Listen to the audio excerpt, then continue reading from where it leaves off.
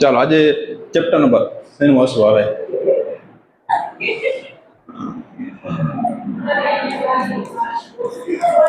Chapter number 7 index જોદી નામ ખ્યાલ છે કોઈને અનુક્રમણિકા વેરી ગુડ યામ ભૂમિતિ કોઓર્ડિનેટ જીઓમેટ્રી ઓકે યામ અને ભૂમિતિ બે અલગ અલગ શબ્દ છે ને તો મતલબ શું થાય આપણે કહેતા હોય ને એક્સ યામ વાય યામ બધું વાત કરતા હોય એક્સ યામ કોને કહેવાય વાય યામ કોને કહેવાય અને ભૂમિતિ ભૂમિતિ છે એક ગણિતનો ભાગ છે ગણિતના કેટલા ભાગ કોણ કહે ગણિતના ભાગ કેટલા ના એટલે નથી એક ભાગ જ નથી એવું કેટલા ભાગ બે ભાગ ક્યાં ક્યાં બીજા કોઈને ખબર હે કોઈ નથી ખ્યાલ 3 ભાગ છે એના અંક ગણિત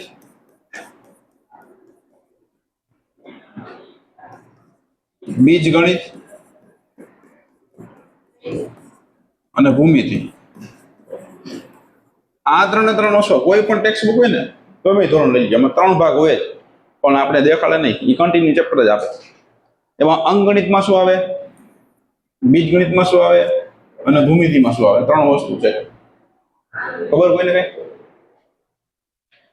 અંક ગણિતમાં બધા આંકડા આવે બીજ ગણિતમાં બધી પદાવલી આવે એક્સ વાય વાળી અને ભૂમિતિમાં બધી આકૃતિ જેવું આવે ત્રિકોણ છે બધું ભૂમિતિનો ભાગ છે આવી ખબર હોવી જોઈએ હવે તમે એમ કહો કયા ધોરણમાં એવું બન્યું છે જેમાં ટૂંકમાં કીધેલ નથી કે અંકગણિત બીજગણિત કે ભૂમિતિ પણ ચેપ્ટર તમે યાદ કરો દરેક ચેપ્ટરમાં અથવા આખી ટેક્સ્ટ બુકમાં 3 ભાગ થતા હશે 9મા ધોરણમાં વિચારો તો પહેલું ચેપ્ટર કયું હતું સમય સંખ્યા સંખ્યા આવી સંખ્યાનો મતલબ શું થશે અંકગણિત પછી બીજગણિતમાં દ્વિચલ સુરેખ સમીકરણ હતું પછી બીજું શું હતું બીજું બહુપદી ત્રીજું દ્વિચલ સુરેખ સમીકરણ આવું તો બધું ઈશામાં આવે બધું બીજગણિતમાં આવે વધુ શું ભૂમિતિ તો હવે આકૃતિ વાળું ત્રિકોણ ચતુષ્કોણ હતું કાંઈ એવું બરોબર શું ત્રીજું તો દ્વિચલ સુરેખ સમીકરણ હતું તો થઈ બીજું બહુપદી હતું યામ ભૂમિતિ ટૂંકમાં આજ આવતું ને પાછું આ ચેપ્ટર હતું એમાં અને આપણે ખ્યાલ જ છે કે 80% નહીં પણ 70% ચેપ્ટર છે ને 10માના સોરી 9માના શેમાં આવે 10માં આવે લઘુ તો કાંઈ છે જ નહીં ટૂંકમાં ક્યાંક પૂછાયો ગણિતના ભાગ કેટલા તમે આટલા વર્ષો તે ગણિત ભણાવો પણ ખબર તો હોય ને કેટલા ભાગમાં વેચાય તમે પછી પાઠ્યપુસ્તકના 2 ભાગ કરો એમ નહીં મેં મારી પાસે 2 ભાગ છે તો 2 ભાગ છે 3 ભાગ કરો 3 કેટલા ટુકડા થાય એ પ્રમાણે ભાગ ન પડે ને બરોબર ને તો યામનો મતલબ શું અને ભૂમિતિનો ખ્યાલ આવી ગયો ભૂમિતિ એટલે શું થશે આગળ ચાલો બોલો ટૂંકમાં આપણે દોરશું યામ એટલે એક્સ અને વાય યામ એવું કંઈક આવે ને પેલા ચરણની વાત કરો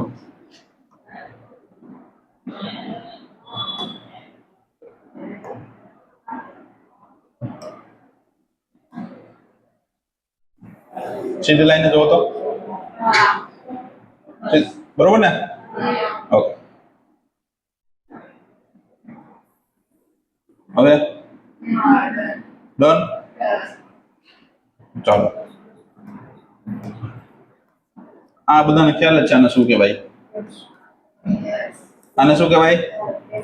એક્સ એક્સિસ અથવા એક્સ અક્ષ પછી આને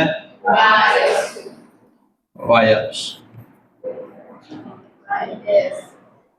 એ તો એક્સ ડેશ નામ આપે છે એનું કારણ શું છે ખબર હોય ને એક્સ ડેશ અને વાય ડેશ એકવાર આવી ગયો એટલે બીજું નામ આપ્યું બરોબર છે બીજું કઈ કહી શકાય ચરણ કેટલા 4 સૌથી અગ્ર નામ ચરણના નામ કોઈ ખબર હે યાદ રાખો અગ્ર હા કેટલા ચરણ 4 ક્યાં 1 2 3 4 આવું બીજો ટોપિક એક ન આવે 1 2 3 4 પૂરું. પ્રથમ, દ્વિતીય, તૃતીય અને ચતુર્થ. બરોબર. પહેલા ચરણમાં શું હોય, બીજામાં શું હોય, ત્રીજામાં શું હોય? પહેલામાં 2 પ્લસ, બીજામાં માઇનસ પ્લસ, ત્રીજામાં માઇનસ માઇનસ પ્લસ માઇનસ. આ 4 ચરણ છે. એમાંનું આ પહેલું ચરણ, આ બીજું, આ ત્રીજું, આના ચોથું. 4 ચરણ છે. બરોબર ને? પહેલા ચરણમાં કોણ આવશે? 2 પ્લસ આવશે. બંને પ્લસમાં પાછું શું એ પણ જોવાનું. તમે 2 વસ્તુ લખો છો, આ રીતના લખો છો, એમાં પ્લસ પ્લસ લખ્યું બરોબર છે. આ શું એમાં અને આ શું? પેલો એક્સ અક્ષ. Very good. આ એક્સ અક્ષ છે તો એક્સ યામ જેને કહેવાય. અને આને શું કહેવાય? વાય યામ. જો આવી ગયું યામ, યામ ભૂમિતા. એક્સ યામ, વાય યામ. પહેલું હંમેશા શું હોય? એક્સ યામ જ હોય. બીજું વાય યામ જ હોય.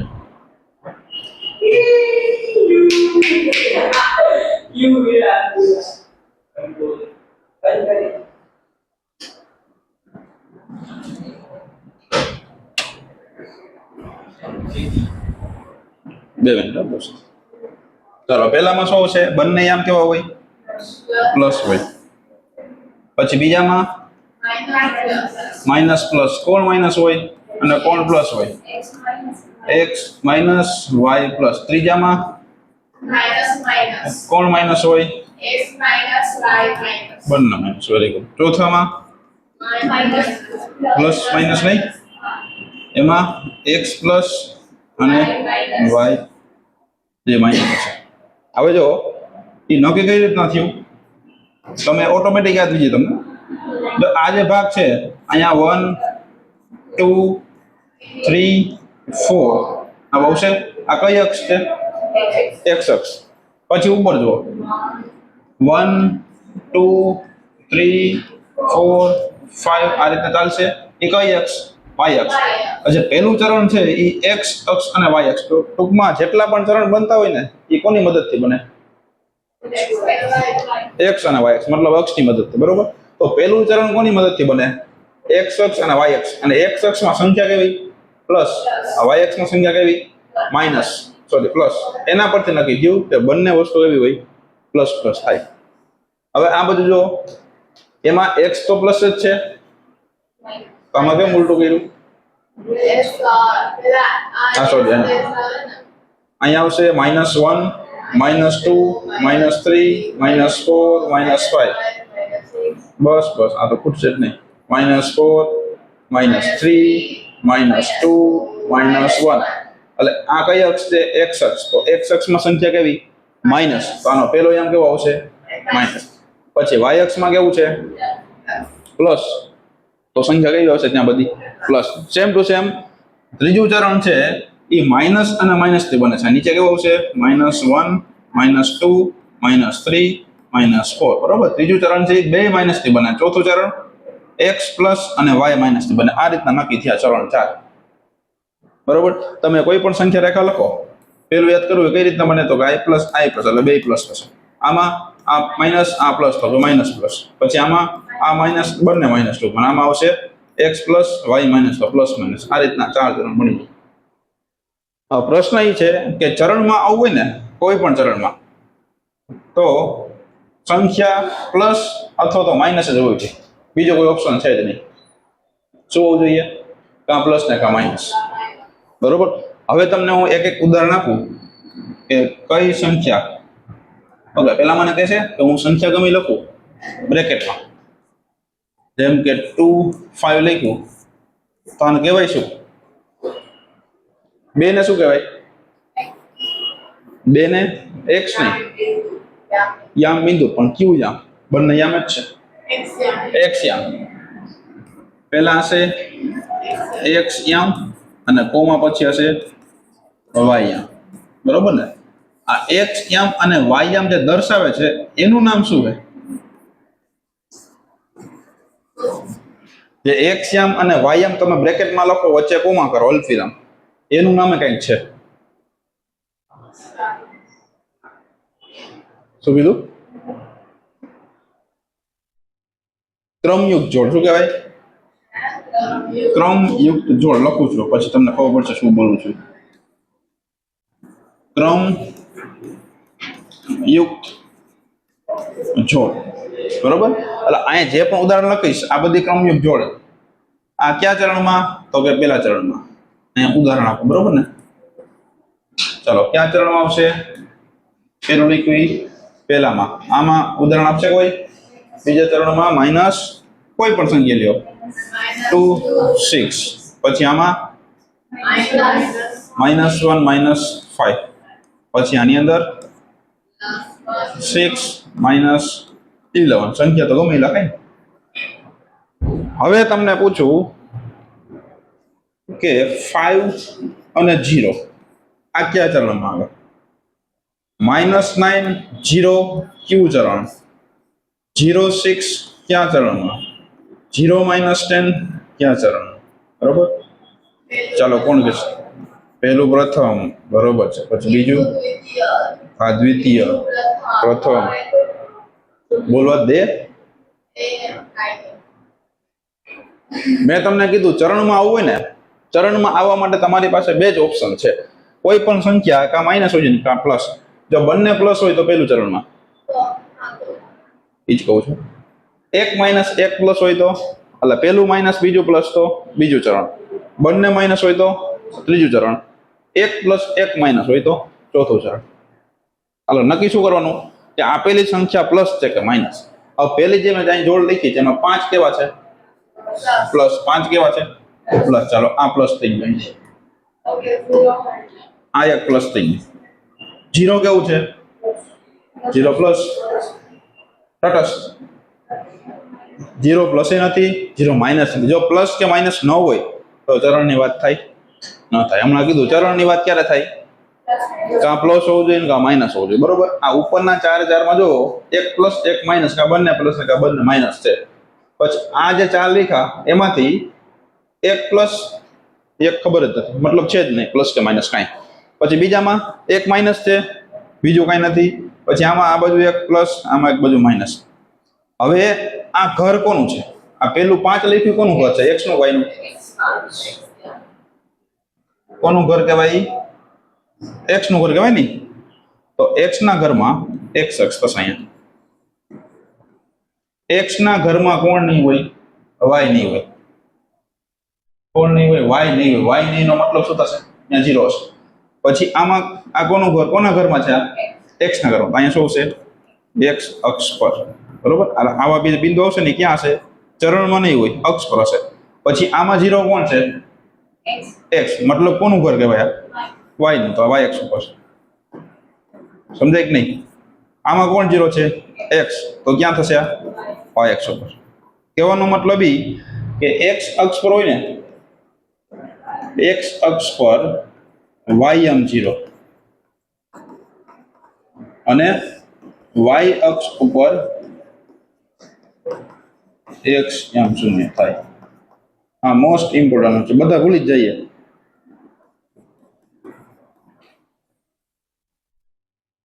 બધાને એમ જ થાય કે આ 0 પ્લસ જ છે. જો આ પ્લસ હોય ને તો 0 ને પ્લસ કહી દે, આ માઇનસ 0 ને માઇનસ કહી દે.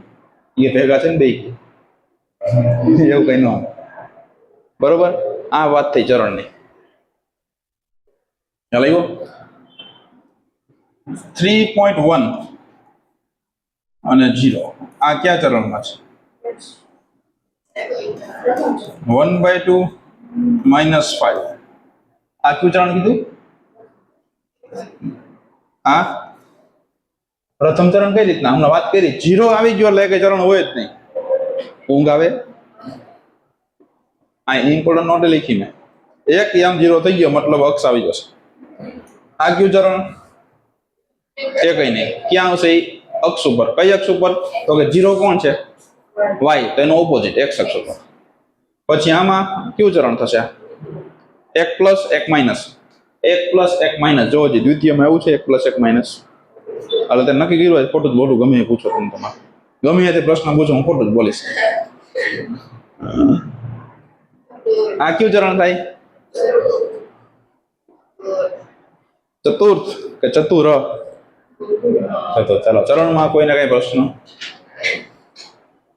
હવે જયારે અંતર સૂત્ર આવે ને આના પછીનો ટોપિક છે. આ ચેપ્ટરમાં કુલ ટોપિક કેટલા જોઈ લો. ખાલી આજે નામ લખાઈ દઉં, બાકી આપણે નેક્સ્ટ ટાઈમ છે ને હવે વાત કરશું. પહેલું અંતર સૂત્ર, બીજું આવશે ત્રિકોણનું ક્ષેત્રફળ,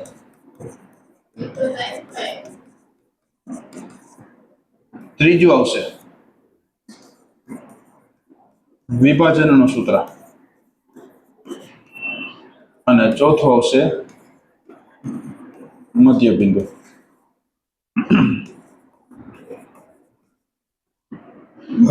હવે ખાસ જોવા જેવું અંતર સૂત્રની અંદર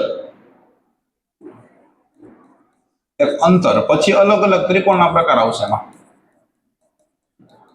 ત્રિકોણના પ્રકાર કોઈને યાદ ન હોય તો આ બધું વાંચી લેજો, બરોબર.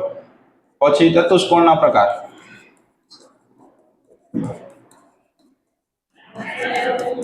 આ બધું આમાં આવશે. અંતર પહેલું સ્વાધ્યાય આખું અંતર સૂત્ર ઉપર છે. ત્રિકોણના પ્રકાર કેટલા, ક્યાં ક્યાં, પછી ચતુષ્કોણના પ્રકાર કેટલા, ક્યાં ક્યાં, બેમાં ફરક શું આવે, બરોબર. હવે આ છે ને કેન્સલ છે, મતલબ રિડ્યુસ સિલેબસમાં છે. પેલા હતું, આજથી 2 થી 3 વર્ષ પહેલા સિલેબસમાં હતું, અત્યારે આ સિલેબસમાં નથી. તમારે કરવાની જરૂર નથી, પણ સાયન્સ કરશો ને પાછું આવશે 11 સાયન્સમાં. એના પછી વિભાજન સૂત્ર, આ બંને કમ્બાઈન છે, બરોબર. આ બંને એક જ થિયરી છે. વિભાજનનું સૂત્ર કયો કે મધ્ય બિંદુનું સૂત્ર, આ બે એક જ છે, બરોબર. ટૂંકમાં આખા ચેપ્ટરનું છે ને 60% પાર્ટ જશે કોના ઉપર? અંતર સૂત્ર ઉપર. બાકીનું જે વધ્યું એનું 40% છે. અને આમાંથી દર વખતે ઓછામાં ઓછું 3 માર્ક્સનું આવે બોર્ડમાં. અને શું આવશે એ તમને કહીશું નેક્સ્ટ લેક્ચરમાં. 3 માર્ક્સનું આવે જ છે. એક તો 2 બિંદુ વચ્ચેનું અંતર, એમાંય પાછી ટ્રીક છે કે એક ઉગમ બિંદુ છે, એક બિંદુ AB છે, એનું અંતર કેટલું મળે એ બધું તમને નેક્સ્ટ લેક્ચરમાં કહીશ. પેલા આજની જે વાત કરી ચરણની, એમાં કોઈ પ્રશ્ન પૂછો. હવે ક્યારે બોલતા નહીં કે હું તમને પ્રશ્ન પૂછું આ કયું ચરણ, તો પહેલું, બીજું, ત્રીજું, ચોથું કઈ બોલવાનું નથી. તમારી પાસે કુલ 6 ભાગે. ક્યાં 6 ભાગે? ક્યાં 6 ભાગે? 4 ચરણ અને 2 અક્ષ. કઈ અક્ષ? X અક્ષ ને Y અક્ષ. X અક્ષ ને બીજી કઈ રીતે લખાય? ટૂંકમાં નામ શું એનું? X અક્ષ ને બીજી કઈ રીતે લખાય? X અક્ષ નું બીજું નામ છે X. એમ થોડું એ નામ કહેવાય. સમક્ષિતિજ રેખા. હા, હવે યાદ આવે, બરોબર. સારું, યાદ તો આવ્યું. આને કહેવાય શિરોલંબ રેખા.